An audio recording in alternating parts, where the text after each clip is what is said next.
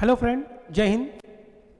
आज हम बात करेंगे कांग्रेस के अधिवेशन की उन टॉपिक का जहां से बहुत ज़्यादा मात्रा में क्वेश्चन आपसे एग्जाम में पूछे जाते हैं और यहाँ पे पूछ देता है कि प्रथम भारतीय, प्रथम ब्रिटिश, प्रथम मुस्लिम, प्रथम हिंदू, ठीक है। इस तरह से क्वेश्चन आपसे पूछ देते हैं। तो टॉपिक को स्टार्ट करने से पहले एक छोटा सा शेर हो जाए बच्चों के फरमाइश पर कि सुन लो बेवफा लड़कियों की, सुन लो बेवफा लड़कियों, तुमने जो जख्म दिया है वो तो बस एक खरोच है, कि तुमने जो जख्म दिया है वो तो बस एक खरोच है।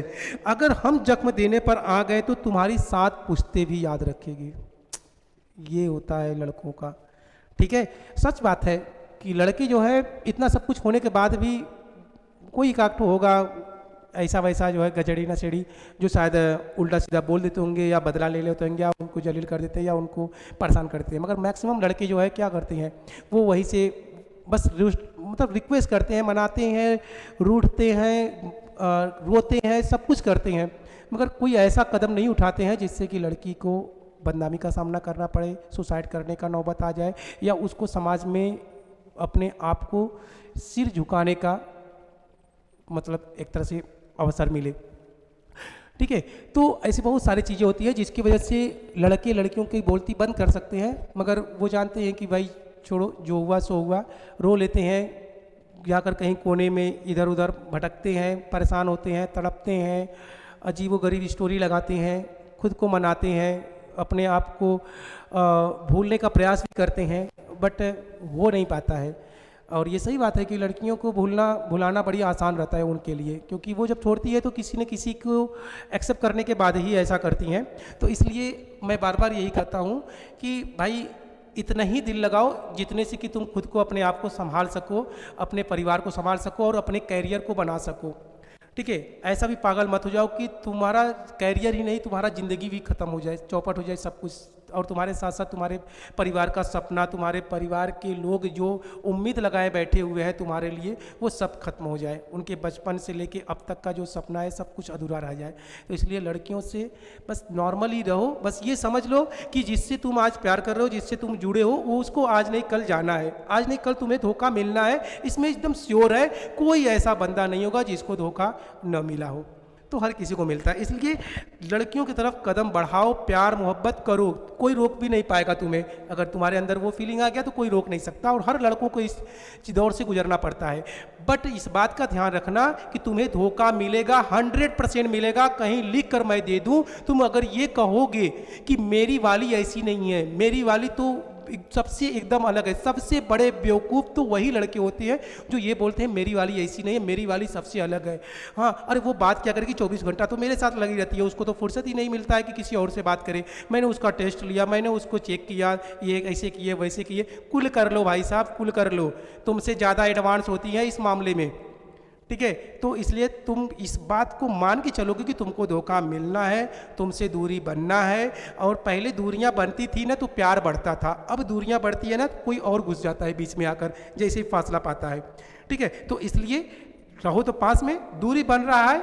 अगर आप कहीं बनारस में है, वो इलाहाबाद में है, तो आपको मैं 100% बता रहा हूँ, आप 24 घंटा भी क्यों ना बात करें, 100% मैं लिख कर देता हूँ कि आपका ब्रेकअप होना क्लियर है, और जल्द ही होगा। कुछ समय के लिए, महीना, 2 महीना, 4 महीना, 6 महीना भी लग सकता है, क्योंकि जो उसके नज़दीक आएगा, जो उसके आसपास उठेगा बैठेगा ना, फिर वो उसके तरफ अट्रैक्ट हो जाएगी। यही होता है, ठीक है। तो प्यार वही चलेगा जो साथ में है, और वो साथ वाला फिर ज़्यादा झगड़े वगड़े के नौबत आने लगती है। तो दोनों कंडीशन में ठीक नहीं है, मीडियम में रहो भाई।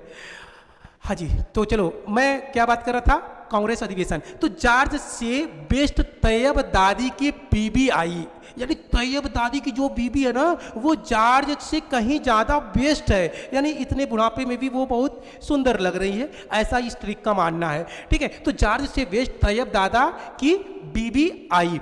अब देखिए इसमें जो ये हमने लिखा है बीबी, तो बीबी का मतलब ये है कि हम इन आगे के सारे अध्यक्षों के बारे में हम ये बताने का प्रयास कर रहे हैं कि वो अध्यक्ष ब्रिटिश है कि भारतीय, यानी ब्रिटिश है कि इंडियन है, ब्रिटिश है कि इंडियन है, ब्रिटिश है कि इंडियन है। तो पहले पहला अध्यक्ष ब्रिटिश है, दूसरा अध्यक्ष भारतीय है, तो फिर तीसरा अध्यक्ष ब्रिटिश है, चौथा अध्यक्ष भारतीय है, पांचवा अध्यक्ष भी भारतीय है। ठीक है, तो ये चीज है, यानी जॉर्ज से हो जाएगा जॉर्ज यूल, से हो जाएगा सरोजनी नायडू, वेस्ट से हो जाएगा एनी बेसेंट, तैयब से हो जाएगा बदरुद्दीन तैयब, दादा से हो जाएगा दादा भाई नौरोजी। ठीक है, बी से हो जाएगा ब्रिटिश, आई से हो जाएगा इंडियन, बी से हो जाएगा ब्रिटिश, आई से हो जाएगा इंडियन, आई से हो जाएगा इंडियन। ठीक है, तो ये उनका एक क्रम है। अब यहाँ पे हम बताने का प्रयास क्या कर रहे हैं, तो हम ये बताने का प्रयास कर रहे हैं कि कांग्रेस का ये जो अधिवेशन था, इलाहाबाद का अधिवेशन 1888 में, तो इसकी अध्यक्षता जॉर्ज यूल ने किया था। और जब इसकी अध्यक्षता जॉर्ज यूल ने किया था, तो यहीं से एक क्वेश्चन बनता है कि प्रथम ब्रिटिश, वह कौन सा प्रथम ब्रिटिश व्यक्ति था जिन्होंने कांग्रेस की अध्यक्षता की थी, तो उसका नाम था जॉर्ज यूल। यानी कि पहला ब्रिटिश व्यक्ति कौन था जिन्होंने कांग्रेस की अध्यक्षता की थी, तो उस व्यक्ति का नाम था जॉर्ज यूल। कौन से अधिवेशन में? इलाहाबाद अधिवेशन में 1888 में इन्होंने अध्यक्षता किया था। उसके बाद आता है सरोजनी नायडू। तो सरोजनी नायडू का जब नाम आता है तो हमारे जेहन में ये बात आता है कि सरोजनी नायडू भारत की प्रथम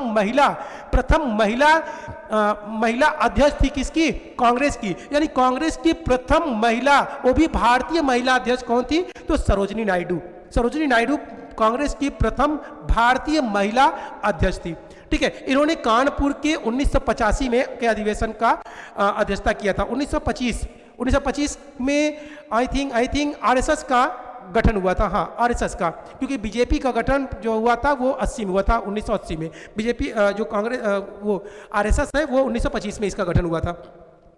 उसके बाद वेस्ट से हो जाएगा एनी बेसेंट।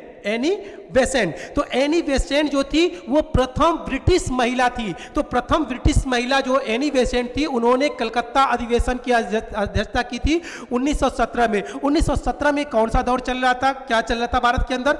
तो चल रहा था गांधी युग।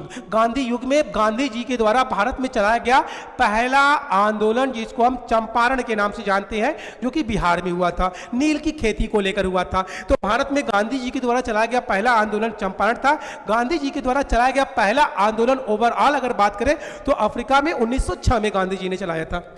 उसके बाद आते हैं तैयब जी, यानी कि बदरुद्दीन तैयब जी। ये प्रथम मुस्लिम अध्यक्ष थे कांग्रेस के प्रथम मुस्लिम अध्यक्ष की बात करें तो वो थे बदरुद्दीन तैयब जी। इन्होंने मद्रास में 1887 में कांग्रेस की तरफ से अध्यक्षता किया था। उसके बाद आती है दादा मतलब इस देश के दादा, वास्तव में दादा भाई नौरोजी, इनका भी देश के लिए बहुत बड़ा योगदान रहा। तो दादा भाई नौरोजी ये प्रथम हिंदू थे कांग्रेस की तरफ से अध्यक्षता करने वाले। ठीक है, कांग्रेस के प्रथम हिंदू अध्यक्ष कौन माने जाते हैं? दादा भाई नौरोजी। इन्होंने कलकत्ता के 1886 यानी 85 में हुआ था, दूसरी अध्यक्षता एक हिंदू ने किया था जिसका नाम था दादा भाई नौरोजी।